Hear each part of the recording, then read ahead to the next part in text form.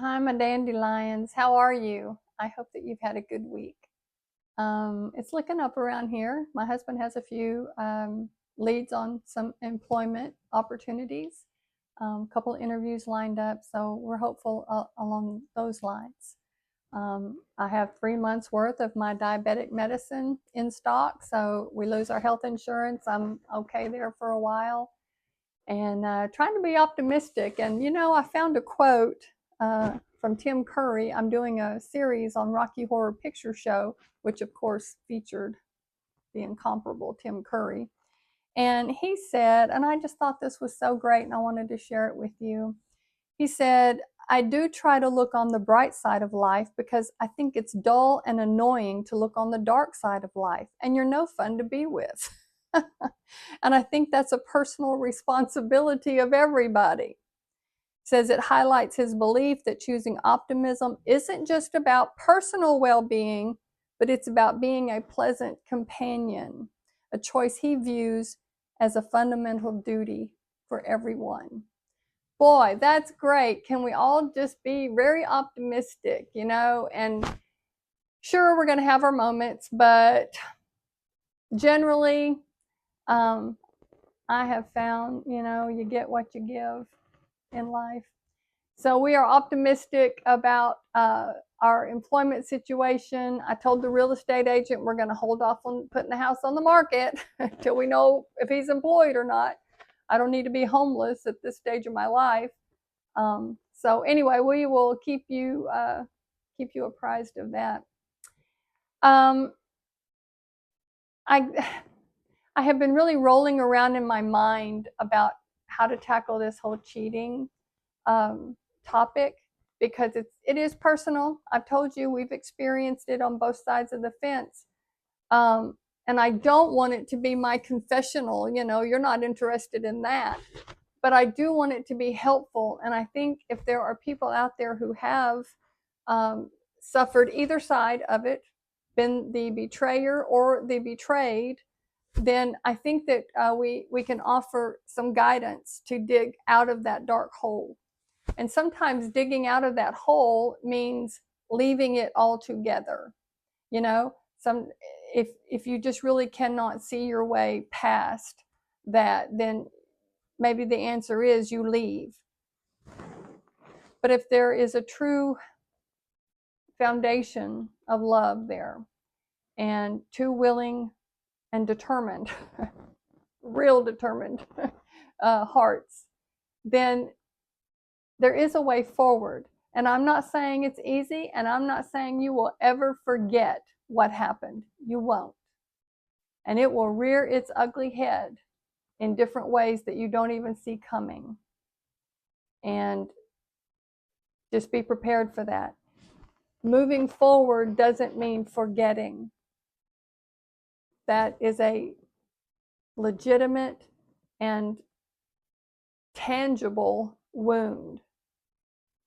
And it forms a scar, but that scar can still be irritated or opened when you least expect it. So if you're going to move forward, you do need to realize that. So I don't know how to be coy, and I don't know how to be enigmatic about what's true and what's not. So I am what I am, and I'll just lay it out here, and then in the next videos we'll just talk frankly about it. I'm a straight shooter. So I already told you before, I married very young. I was 19. This guy I had known since I was 14 wanted to marry me, and I needed a place to stay. It's a good reason to get married, right? And so we got married, and we did have a baby right off the bat, my daughter. You saw how that turned out. And then we had twin sons, and after about 12 years, he just wasn't my person. Okay, so very young, when I was about 20, 21, 22, another man came on to me. I didn't even have my full brain yet, and I don't know, bogged down with motherhood and marriage and everything. And, he turned my head. It was nice to have somebody flirt with me. And I let that go too far just one time. And I confessed it to my husband, and he forgave me. And I promised him that if I ever felt like I was going to walk down that road again, I would leave him first. I would not let him be the spouse in the dark. He deserved so much more than that. He deserved so much more than what I gave him. I was damaged goods. I was damaged from my own family. And then, this. And so I said it before, Willie Nelson has a song, Angel Flying Too Close to the Ground, and he patched up the broken wing and let the angel fly. That is what my first husband did for me. He healed so many things in me that came from my childhood. And I did not know how to handle adulthood. I had never seen competent adults. So,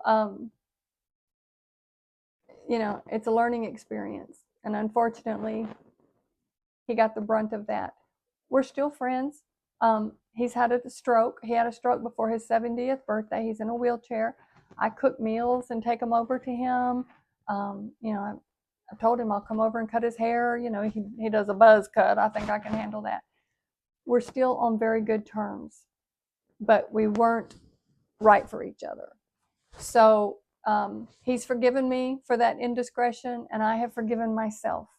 Okay? So that was my first lesson to viewers, just from my life. I'm not a therapist. I'm not an expert. But I know if you marry too young and you marry with baggage that you have from your childhood, and you're not a healthy person and you don't have your full brain yet, that's the recipe. That's the recipe. So that would be my first hint, guidance, whatever you want to call it, is make sure you have your full brain, at least 25 years old. You make sure that you have worked on yourself and healed any triggers and damage that you have from your childhood. You may not even know that you're damaged, but between 18 and 25, you need to do a lot of self-reflection and figure out, are you operating in a normal way in this world? And even when I had my children, because my mother was brain damaged and was not normal, I had to always ask myself, when I was dealing with my kids, is this normal? Am I responding in a normal way? I would watch other, I read every book. I'm trying to figure out what normal is. And really, I think that's where I went wrong with my own daughter, because my mother was so disinterested in my children, in my life, that when I had my kids, I kind of went overboard the other way to show, that they are front and center. And I wanted to be involved. We bought the first grandbaby. I mean, we got so many, we always giving him clothes and toys and visiting, and, we just went. And my daughter and her second husband decided it was overbearing and intruding in their lives. And maybe it was. I was trying to demonstrate that I love them and I wanted to be, I'm involved, unlike my mother was in my life and my kids' lives. And so anyway, it went the opposite way and had the opposite effect. So, we're always learning, right? We're always learning. So that would be my first tip of guidance, is get your full brain. Don't marry too young. Make sure you have cleared all of your spiders out of your past, so you can come to a new relationship healthy, and you have something to offer, and you're not codependent. You can stand on your own without that person, but you choose to have that person in your life. There's a big difference. I get nervous when I hear people go, "Oh, I need you. I can't live without you." Ugh, go away. I don't want to be anybody's reason for living. I can't make you happy. You have to do it yourself. I have to do it myself. And when two healthy people can do that and they come together, then you have a healthy relationship. I've told my husband, I don't need you. I want you. There's a difference. I can take care of myself. I want you to be in my life. Okay, that's enough of that. Y'all go have a good day, and you know what? We're just gonna dig in, and I am what I am. I'll see you soon.